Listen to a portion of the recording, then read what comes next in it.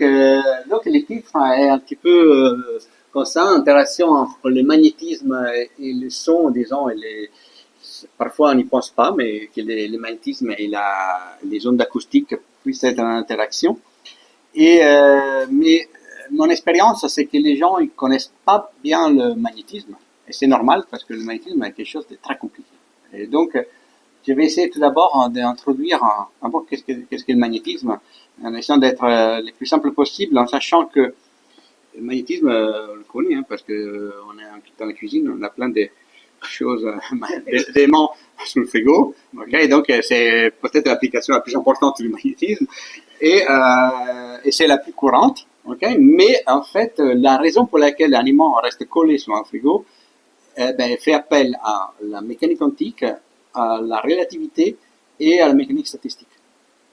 Donc, c'est quelque chose que les physiciens voient seulement la dernière année de l'université. Donc, parce qu'effectivement, c'est un phénomène compliqué donc, on essaie de voir un petit peu son origine, qui est très ancienne. Hein. Donc, le magnétisme et son origine, ça c'est la première partie. La deuxième, c'est la météoélasticité. Donc, comment on va coupler le magnétisme avec la déformation. Et je vais montrer une application récente à l'INSP, peut-être deux, mais je pense qu'on a perdu un petit peu de temps techniquement, donc peut-être que je vais m'arrêter sur une pour pas être trop lourd. Et j'ai commencé avec ça, donc tout ça, tout le monde l'a vu. Ok, c'est un aimant où il y a un nord, un sud. Et on s'est amusé quand on était petit avec la poudre de fer qui nous permet de voir les lignes de force, les lignes de champ.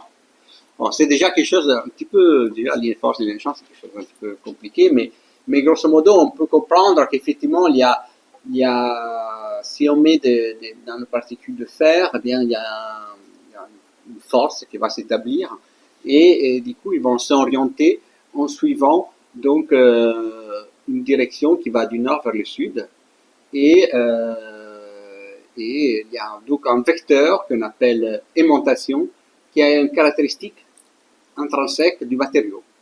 Donc, pas tous les matériaux sont des aimants, des ferromagnétes. Hein. La grande majorité on n'est pas nous-mêmes, on n'est pas des aimants, sinon on serait l'un sur l'autre, ça serait compliqué. Donc, il y a certains matériaux qui sont des aimants.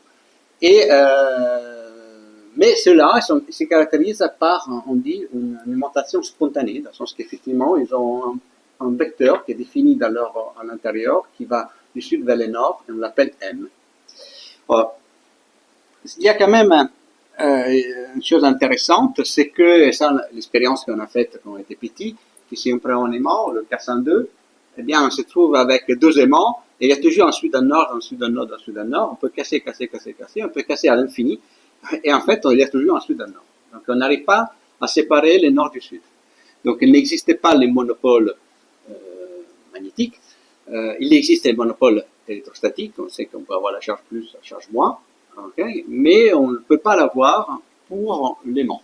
Donc ça, c'est déjà une caractéristique, parce qu'il y a effectivement des analogies entre les champs électriques et les champs magnétiques, mais il y a cette grande différence de l'impossibilité d'avoir un monopole magnétique. Une chose intéressante du magnétisme, c'est qu'il a des ferromagnétes, donc les aimants qu'on colle au frigo, eh bien, c'est qu'ils ont une mémoire. Donc la mémoire en physique est souvent exprimée par un cycle d'hystérésis. Donc je vais détailler ici. Vous voyez ici, il y a deux axes, il y a le X et l'Y. Donc en X, il y a les champs magnétiques. Donc c'est un champ qui je peux induire avec un aimant, par exemple, ou avec un électroaimant. Je n'ai pas mis les unités, mais en général, là, c'est des ampères sous mètre, peu importe. Et ensuite, je regarde la réponse. Donc, ça, c'est l'expérience qu'on faisait quand on était enfant. Il y avait un morceau de fer, on arrivait avec un aimant, on l'approchait, on l'éloignait, et le morceau de fer, il était devenu un petit aimant. Ça pouvait coller. Okay? Donc, ça signifie effectivement que je me mets tout à droite de l'axe. Il y avait un laser sinon, ici. Donc, c'est là. Donc, ici, j'ai tout à droite de l'axe. Donc, vous voyez que le vecteur aimantation, eh bien, il est non nul, il n'est pas zéro, il est là. Donc, ça signifie qu'effectivement, l'échantillon est aimanté. Donc, il y a un sud et un nord pour tout l'échantillon. Et ensuite, quand je relâche les champs, ça devient un peu quand j'éloigne l'aimant de mon morceau de ferrite, par exemple, eh bien, ou de magnétite, voilà, eh bien, vous voyez que il reste aimanté. Donc, à champ nul, l'échantillon est aimanté. Donc, lui-même est un aimant. Et ensuite, si j'applique un champ négatif, donc je vais vers la gauche, ben, l'aimantation reste positive jusqu'à un certain moment où effectivement il bascule en négatif, donc les nord et sud s'inversent.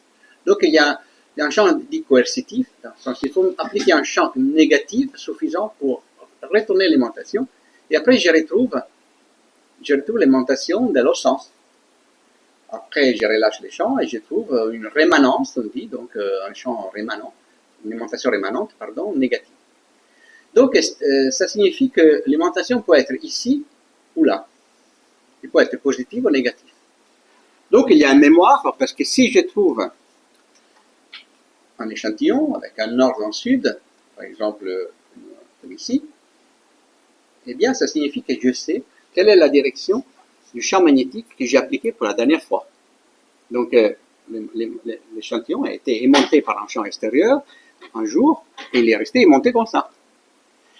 C'est pour ça que, par exemple, les géologues utilisent ça parce que le but que les champs magnétiques terrestres a changé dans les millénaires, okay? Donc ils sont capables de faire de trouver la date, okay? De quand la roche a été formée, en regardant quelle était la direction du nord, quelle était la direction du sud, parce que le champ magnétique s'est inversé périodiquement.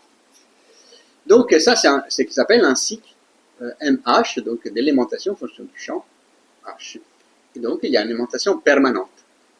Et il y a une bistabilité. Donc, 0,1. C'est pour ça qu'on peut aimanter vers le haut ou vers le bas. Et dans les disques durs magnétiques, c'est ce qu'on fait, effectivement.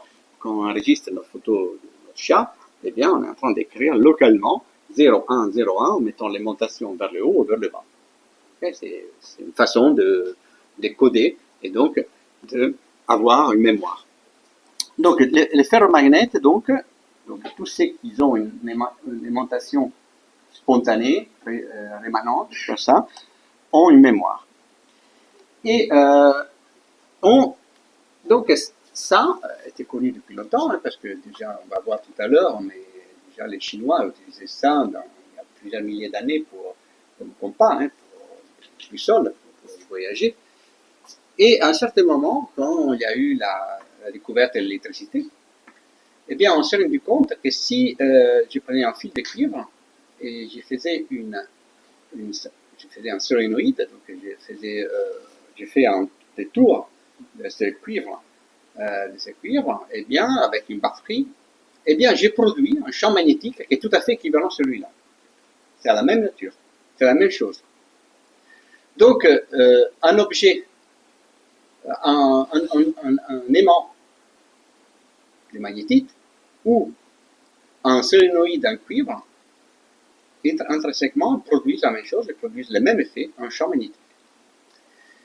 Donc ça semble, bon, c'est pas évident du tout, la preuve a été découverte très tardivement, et quand même, ça peut nous laisser un petit peu perplexes, parce qu'ici, vous voyez, il y a une batterie. Donc, ça signifie qu'il nous faut quand même de l'énergie, il faut dépenser, il faut aller au tabac, acheter au Monoprix, acheter une pile, il faut payer EDF, il faut payer quelqu'un, il faut payer pour avoir un courant électrique qui produit un champ magnétique. Parce que si j'éteins ici la batterie, aussi la batterie est déchargée, il n'y a plus de champ magnétique. Tandis que là, dans cet aimant, comme celui-là, c'est gratuit. Il est tout en bas. Okay? Personne ne paye, c'est gratuit. Et donc, la grande question était pourquoi ici je dois payer et là non, pour produire la même chose. Et surtout, donc on peut imaginer qu'il y a des courants électriques à l'intérieur de mon aimant, mais comment ça se fait que ces courants électriques circulent sans batterie? Ça, c'était un petit peu la question qui sont posées, et que la réponse était donnée fondamentalement par la mécanique quantique. C'est pour ça que ça arrive très tard dans l'histoire. Donc la question ici est, où est la batterie? Donc pour voir un petit peu dans le temps, pour jouer dans l'échelle des temps, hein, donc déjà 1000 ans avant Jésus-Christ, eh bien, effectivement, on utilisait les boussoles. Donc ici, il y a un aimant permanent qui s'oriente en fonction du champ magnétique terrestre. Donc, on est très loin, on l'utilisait tranquillement sans se poser des questions sur la mécanique quantique. Il y a eu les équations de Maxwell. Maxwell a introduit les champs magnétiques, les champs électriques, donc la propagation de la lumière est constituée par un champ électrique, un champ magnétique qui se propage. Donc, on comprend qu'est-ce que c'est le magnétisme. On comprend aussi qu'il n'y a pas les monopoles magnétiques. Mais la compréhension arrive seulement là, donc au XXe siècle, avec ce qui s'appelle le paradigme MJ. Et là, il faut introduire la notion de spin, que c'est un effet relativiste, et la notion d'échange, que c'est un effet quantique. Donc seulement ça nous permet de comprendre effectivement notre frigo, notre aimant dans le frigo. C'est pas pour ça qu'ils sont réunis ici, mais vous voyez que les deux personnes qui effectivement ont joué un rôle important, c'est Dirac et Heisenberg, hein, donc pas forcément les deux personnes très très importantes de la mécanique quantique du XXe siècle, okay?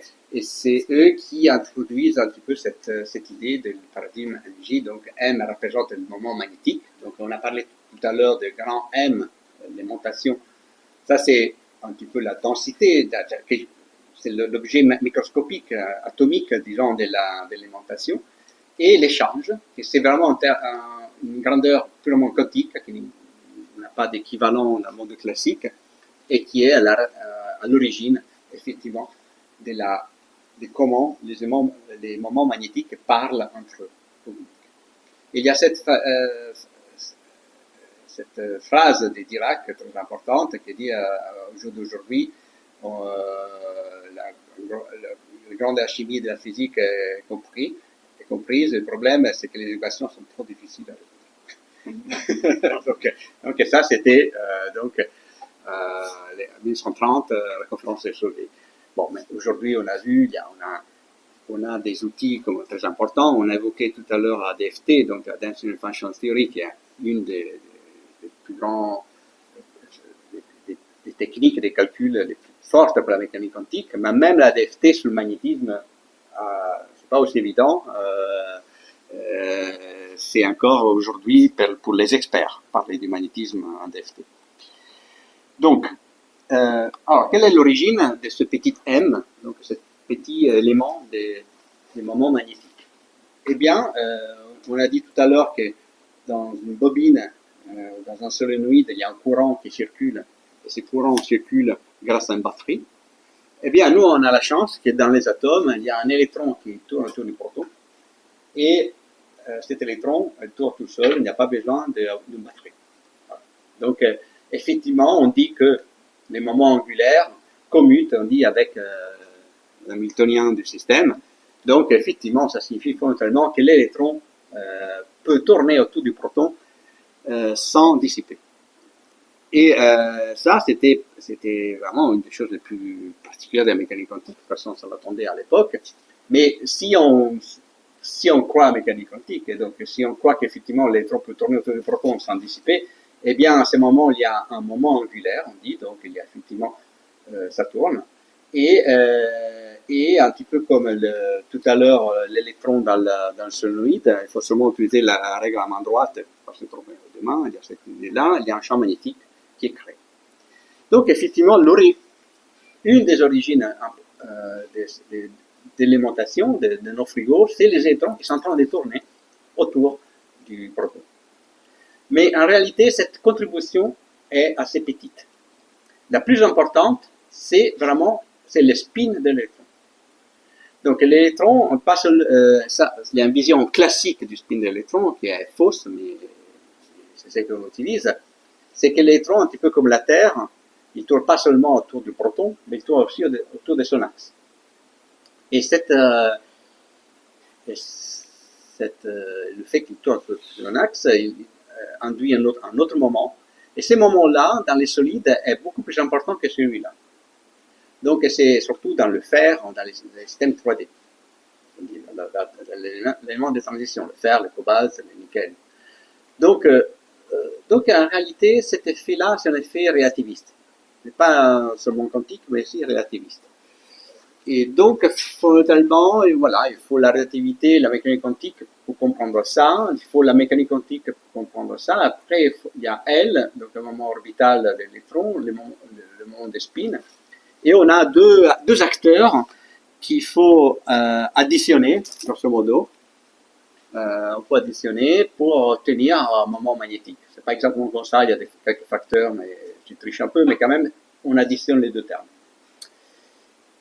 Donc c'est pour ça qu'on fait les magnétismes seulement en 5e année chez nous, parce qu'il faut connaître la relativité, la mécanique quantique, et aussi la mécanique statistique, parce que tous ces systèmes-là interagissent par, vous voyez, il y a le moment magnétique qui interagit avec un autre moment magnétique d'un atome voisin, et il y a un échange entre les deux. Ce terme J est de nature quantique, c'est ce qui communique entre les deux. Donc là, je fais toujours un petit peu le parallèle avec les oiseaux aussi dans le ciel. En fait, vous voyez ici, ce spin, c'est un petit peu comme un oiseau qui voit les premiers voisins. Il communique grâce à cette J, donc cette J permet de dire, ben, moi je vais où je vais les autres. Okay? Je m'oriente comme s'orientent les autres.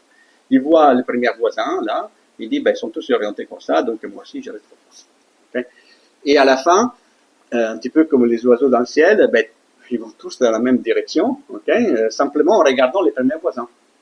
Il n'y a pas besoin de regarder ce qui fait le deuxième et le troisième. Grosso modo, c'est une organisation à courte portée entre spin, les distances ici entre les spins, c'est les distances entre les atomes, mais tout l'ensemble est cohérent. Et la communication entre les premiers voisins, c'est ce facteur J, que c'est l'échange donc d'Heisenberg. Je crois que Heisenberg est si important en mécanique quantique et pour nous, dans le magnétisme, encore plus. Encore plus, comme la mécanique quantique aussi. Donc, quand notre échantillon est monté positivement, ben, tous les spins sont orientés comme ça. On a appliqué un champ dans cette direction et tous les spins sont orientés comme ça. Okay. Après, on relâche un peu et quand je suis là, ils sont orientés tous dans la direction opposée. Et ce qui est intéressant, voilà, c'est là. C'est que qu'est-ce qui se passe entre les deux? Parce que vous voyez ici, tout est bleu parce que tout est vers le haut. Ici, tout est rouge, tout est vers le bas. Mais entre les deux, par exemple ici, vous voyez, l'aimantation est nulle, donc l'échantillon n'est pas aimanté. Si je regarde à l'intérieur, je vais voir qu'il y a des domaines magnétiques. Certains ils sont vers le bas, certains sont vers le haut, certains vers la gauche, certains vers la droite. Donc vous voyez que chaque domaine, grosso modo, il se comporte comme un petit aimant. Mais ils sont tous orientés de façon aléatoire. Mais la taille de ces domaines est très grande par rapport à la taille à la distance entre deux atomes. Typiquement, la distance entre deux atomes, c'est quelques dixièmes de nanomètres.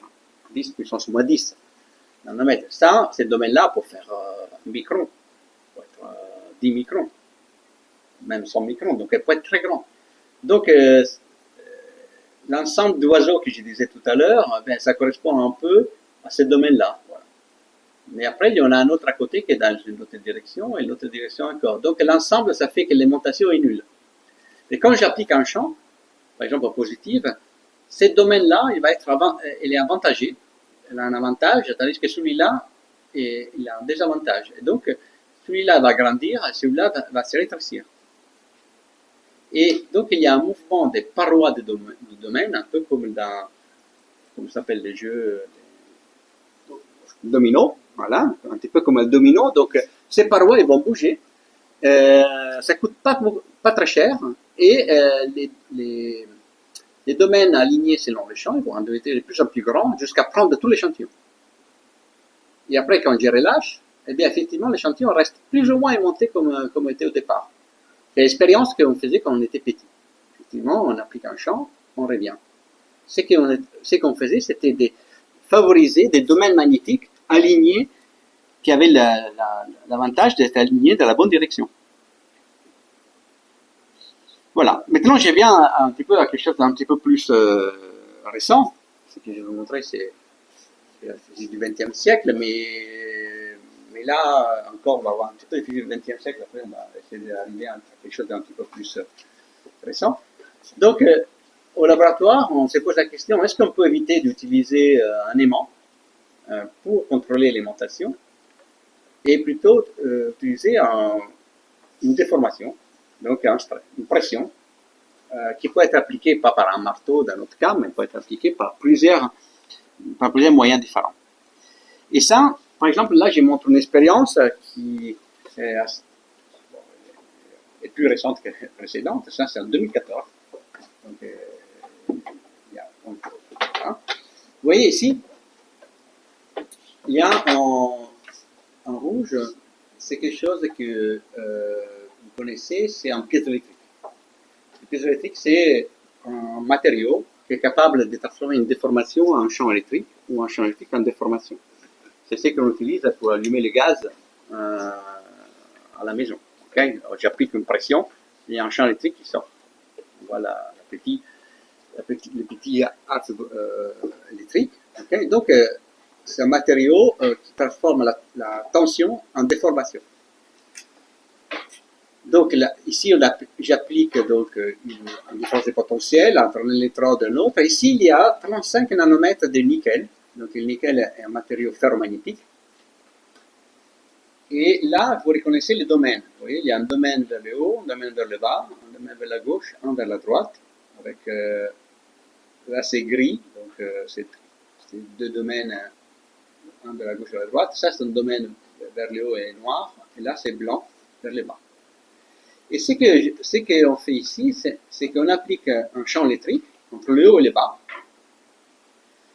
Et donc, vu que le système est piézoélectrique, il y a une déformation.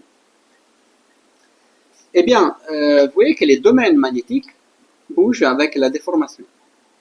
Donc, ils étaient plus ou moins, les deux, ils étaient plus ou moins équivalents. Les quatre, la taille était plus ou moins équivalente au départ. Ici, vous voyez que, effectivement, les deux domaines bleus, eh bien, sont devenus beaucoup plus grands et les autres sont devenus plus petites. Donc, on a modifié la configuration magnétique en domaine du ferromagnétique, l'élément, du nickel, avec une déformation. On n'a pas appliqué des champs magnétiques. Alors, ça, c'est un phénomène qui s'appelle la magnétoélasticité. Un des grands est Joule, James Clerk Joule, qui a découvert la magnétostriction du fer en 1842, donc c'est un phénomène très ancien.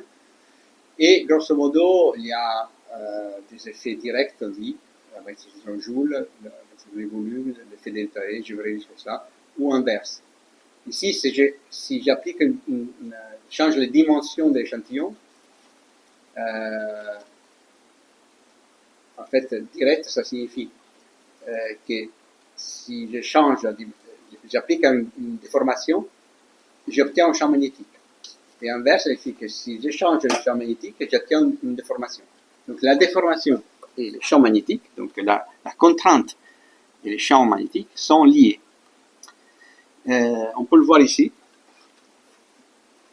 Vous voyez, c'est par exemple ici, j'ai un échantillon ferromagnétique à l'intérieur d'un solénoïde. Donc, maintenant, j'ai mis un courant électrique. Donc, il y a un champ magnétique qui va se créer. Eh bien, l'échantillon se déforme. Il change sa forme. Je le déforme, en fait, avec un champ magnétique. Et là, c'est un petit peu la même chose. Donc là c'est un champ magnétique qui déforme. Là, j'applique une déformation. Donc, j'applique à l'extérieur une déformation. Et bien, donc, j'obtiens un voltage. Donc, je peux transformer l'énergie électrique en déformation et la déformation en énergie électrique, dans les deux sens. Donc, je peux faire plein de choses, et plein de choses sont faites, hein, c'est un phénomène très ancien. On peut le voir comme ça. Ici, j'ai mon échantillon qui est constitué par des objets magnétiques, des domaines magnétiques. Donc, il a une certaine longueur. Eh bien, quand j'applique un champ magnétique, donc ces domaines magnétiques ils vont s'orienter et donc la taille de l'échantillon va être la batterie. Donc, il y a une variation de la longueur quand j'applique un champ. Et après, sinon, je peux avoir l'effet opposé. J'ai un échantillon où j'applique aucune pression. Ben, j'applique en pression et donc les domaines magnétiques vont s'orienter. Donc, il y a le magnétisme et l'élasticité qui sont couplés. Ça, c'est la loi de Hooke, que vraiment, ça vous rappelle des choses. La contrainte est liée au module élastique, pourquoi la déformation. Eh bien, dans un aimant, il y a un effet en plus. Le module élastique, qui est un petit peu la constante du ressort, la constante des rappels, est modifié par un terme qui dépend de l'aimantation et du champ magnétique. Donc, il faut corriger ce terme-là, et ça dépend du champ. Ça s'appelle l'effet delta E. Et des matériaux qui sont utilisés pour faire ça, c'est des matériaux qu'on connaît, c'est les piézoélectriques.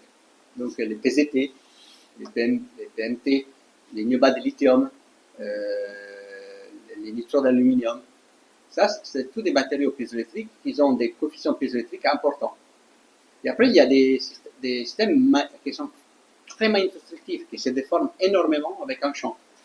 C'est les métaglaces, les torphénols. Et après, des alliages à base de fer, gallium, qui pourraient être fer, gallium, carbone, fer, gallium, bore, fer, carbone, silicium.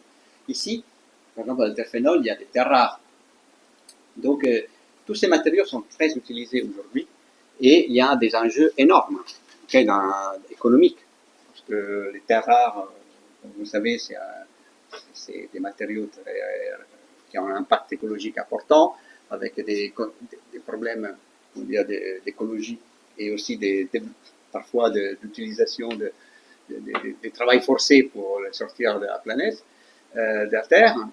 Eh bien, donc il y a toute une recherche pour éviter des systèmes magnétostrictifs à base de terres rares, pour utiliser des systèmes où il y a plutôt du fer ou du gallium qui sont un petit peu moins invasifs, surtout le fer. Donc là, je vais un petit peu terminer parce que je ne vais pas vous endormir trop, mais avec quelque chose qu'on a fait au laboratoire sur une application de couplage entre un piézoélectrique et un ferromagnétique magnétostrictif. Donc c'est une couche de nickel, niobate de lithium et nickel.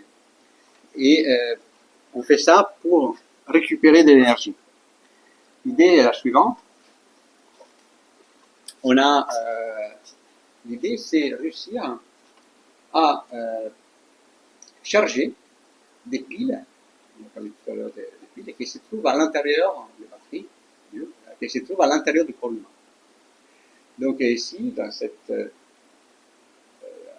personne, à l'intérieur du collement, à son intérieur, il a des senseurs qui peuvent être des senseurs de pression, de température, si vous voulez, qui doivent être chargés et sont souvent chargés par des piles qui se trouvent pas loin. Donc parfois il faut changer la batterie. Okay. Donc il y a toute une recherche aujourd'hui pour éviter de changer la batterie, mais d'avoir fondamentalement un objet qui est capable de récupérer de l'énergie de l'extérieur et charger du coup les senseurs qui se trouvent juste à côté. Et une partie de cette recherche que nous faisons, c'est fondée sur des couches magnétostrictives, nickel, liées au niobate de lithium. Le nickel est magnétostrictif, donc il y a cet effet magnétoélastique. Si j'applique un champ, lui se déforme. Et vu qu'il y a à côté un piézoélectrique, qui quand il se déforme produit un champ électrique, on peut imaginer qu'avec un champ magnétique extérieur, je peux à un certain moment charger le niobate de lithium et du coup utiliser cette énergie électrique pour charger les senseurs, les capteurs qui se trouvent à l'intérieur du collement implanté. Et il se trouve que autour de 100-200 kHz, le corps humain est plutôt transparent. Donc je peux avoir un champ magnétique variable avec une amplitude très faible, de l'ordre du Gauss, okay, qui oscille à 100 kHz, 200 kHz, qui déforme ce système et du coup produit un champ électrique grâce à la déformation du niobate de lithium. Une fois que je fais ça, donc j'ai une bobine extérieure à 100 kHz et à l'intérieur, donc le niobate de lithium est en train de vibrer à 100 kHz, et donc, du coup, après, il faut redresser ces courants, hein, ce voltage mieux, qui est induit, et charger, du coup, en condensateur ou autre chose. Donc, on travaille pas mal sur ces choses-là avec des ingénieurs. Nous, on est plutôt matériaux. Et donc, on fait des couches comme ça. Hein. Donc, vous voyez ici les métrostructives, les charges électriques qui se sont créées et la possibilité, donc, de faire de la transduction, donc de obtenir ça, d'obtenir donc des choses comme ça. Ça, vous voyez, c'est en fonction de la fréquence. Là, on est en fréquence de résonance du système, qui dépend de la taille fondamentalement. Donc, on est autour de 160 kHz. Et il y a deux directions, X, Y. Donc, si j'applique les champs selon X, eh bien, j'ai la rouge. Si selon Y, j'ai la bleue. Mais j'arrive à obtenir, pour un Ørsted, je peux avoir une sortie de 1 volt et demi, avec un champ magnétique variable à 100 kHz. Et la chose intéressante, c'est que, en général, pour avoir le maximum, il faut quand même appliquer un champ magnétique extérieur continu. Pas seulement les champs variables, mais aussi un champ continu pour avoir le maximum de la sortie. Et nous, on a réussi, grâce à des astuces, à obtenir le maximum à zéro. Donc, il n'y a plus besoin d'avoir, outre le champ variable, on n'a pas besoin d'un champ magnétique continu. Et ça, c'est un avantage parce que si on veut faire, du coup, charger le capteur qui se trouve dans notre corps, eh bien, on a besoin simplement de la bobine d'Elmos qui nous permet d'appliquer un champ variable et n'a pas besoin d'une bobine en plus avec des champs assez importants pour obtenir le maximum. On peut l'obtenir à champ nul. Donc, c'est pour ça qu'on travaille récemment avec des ingénieurs, avec une entreprise aussi, pour réussir à valoriser ça. Et voilà. Donc, je voulais montrer seulement, je ne sais pas si j'ai le temps, mais très rapidement, seulement une autre application sur laquelle on travaille au laboratoire. Là, c'est beaucoup plus petit, là, des échelles de quelques microns. Et là, on est en train de faire de l'interférence, des ondes de spin, de l'aimantation dynamique, la composante dynamique de l'aimantation entre deux bras, okay, et essayer de contrôler le phénomène d'interférence en jouant sur la piézoélectricité, donc dans un système un peu complexe, je ne vais pas trop rentrer dans le détail, mais en appliquant un voltage sur un des deux bras, okay, j'arrive à modifier la phase des bras et donc à obtenir une interférence constructive ou destructive en fonction du voltage qui est appliqué. Encore une fois, c'est la contrainte qui modifie les propriétés magnétiques et du coup modifie aussi les propriétés dynamiques de l'aimantation. Je ne rentre pas dans le détail, qui arrive à comprendre ça, c'est bien. Pour les autres, ça prendrait un petit peu trop de temps, donc en plus, c'est pas sûr que ça va vraiment intéresser les foules. Donc, j'ai conclu avec ça, donc en disant que le magnétisme, c'est un phénomène ancien, mais qui a fallu beaucoup de temps pour découvrir, qui repose sur beaucoup de choses, la mécanique quantique, la relativité, seulement pour comprendre ces parties avec un aimant traditionnel. Ensuite, nous compliquons un petit peu l'histoire en utilisant des déformations, donc des contraintes, et on a vu qu'effectivement, avec des contraintes, sous des échelles qui sont petites, hein, microscopiques, on arrive à changer la structuration de domaine qui caractérise tous les ferromagnétes. Et avec ça, on peut imaginer et utiliser, ça existe déjà dans le commerce hein, d'ailleurs, des applications dans lesquelles on couple des pièces électriques avec des éléments magnétostrictifs, par exemple pour pour capter l'énergie et la transformer en voltage électrique pour charger éventuellement des capteurs implantés dans le corps humain. Et voilà, je m'arrête ici.